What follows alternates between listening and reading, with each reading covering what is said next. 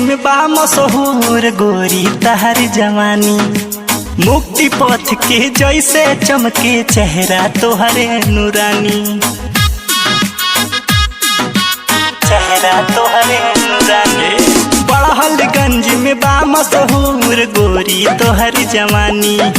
मुक्ति पथ के जैसे चमके चेहरा तोहर नूरानी नूरानी।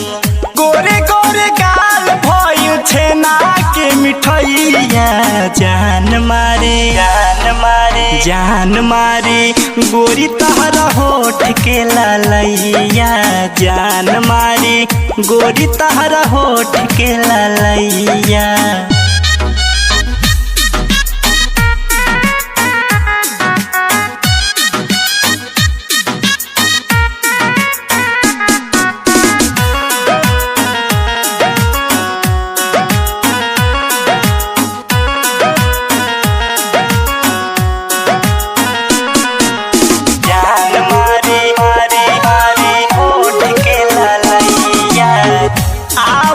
गोरी तोहके शहर करा दी, बड़हलगंज के गली गहली दिखा दी, गहली दिखा दे। आवन गोरी तोहके शहर करा दी, बड़हलगंज के गली गहली दिखा दी। इहाँ के लइके सब हउए दबंग हो, बची के रह ना तो हो जइबू तंग हो।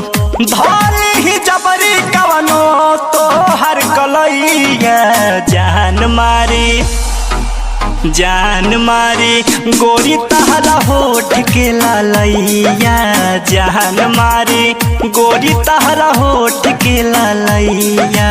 जान मारे मारे मारे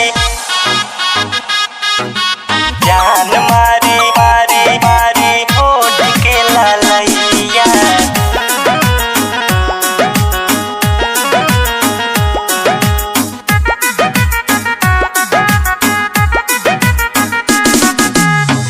हई रंगबाज हम बड़हलगंज के, चुनिला भतार हमके अपना पसंद से,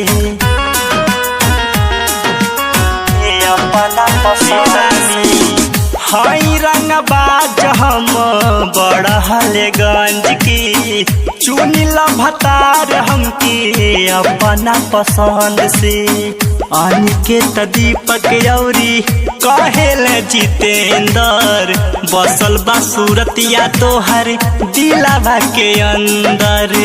कहता लुटा दीही सगरी रुपैया, जान मारे जान मारे गोरी तहरा होठ के लालैया, जान मारे गोरी तहरा होठ